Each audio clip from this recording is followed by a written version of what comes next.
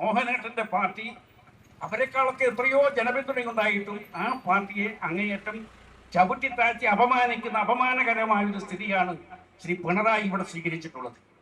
ഞാൻ പറയുന്നു, പ്രിയപ്പെട്ട മോഹനേട്ട, എന്തിനാണ് ഈ അവഗണനയും അപമാനവും സഹിച്ചുകൊണ്ട് ഈ പിണറായിയുടെ കാലടിക്ക് കീഴിൽ ഇങ്ങനെ അടിഞ്ഞുകൂടി നിൽക്കുന്നത്?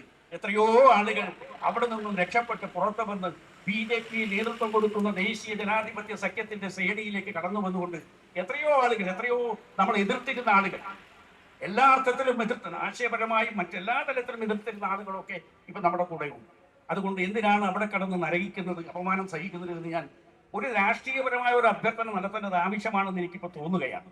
ഞാനത് വളരെ സ്നേഹപൂർവ്വം ഓർമ്മിപ്പിക്കുകയാണ്. വളരെ ജനകീയനായിട്ടുള്ള ഒരു നേതാവാണ് ആ കാര്യത്തിൽ മോഹനേട്ടൻ. എനിക്ക് നല്ല ഓർമ്മയുണ്ട്, മോഹനേട്ടൻ്റെ കുട്ടികളുടെ കല്യാണം ഇവിടെ നടന്നപ്പോൾ ഞാനും അതിൽ പങ്കെടുത്തിരുന്നു. ഒരുപാട് BJP പ്രവർത്തകന്മാർ അവിടെ ഉണ്ടായിരുന്നു. ഞാൻ ഉച്ചയ്ക്ക് പറഞ്ഞു, അല്ല നമുക്ക് ഊണ് കഴിക്കട്ടെ, കൃഷ്ണദാസ് ഉണ്ടായിരുന്നു. ഞങ്ങൾ ഊണ് കഴിക്കാൻ എന്ന് ക്ഷണിച്ചപ്പോൾ അവർ പറഞ്ഞു, ഇല്ല, നിങ്ങളെ എല്ലാം ഊണ് കഴിപ്പിക്കുക എന്നുള്ളത് ഞങ്ങളുടെ ദൗത്യമാണ്. കാരണം ഈ കല്യാണം എന്ന് പറയുന്നത് ഞങ്ങളുടെ ഒരു കുടുംബകാര്യമാണ് എന്ന് പറയുന്ന ഒരു വിശാല മനസ്കരായ BJP പ്രവർത്തകന്മാരുടെ സാന്നിധ്യം കൊണ്ട് ശ്രദ്ധേയമായിട്ടുള്ള ഒന്നാണത്. അത്രയധികം ഒരു ജനകീയമായ മുഖം ഉണ്ട്. പക്ഷെ ഭരണരംഗത്ത് അദ്ദേഹം തീർത്തും പരാജയമാണെന്ന് പറയാതിരിക്കാൻ നിർവാഹമില്ല.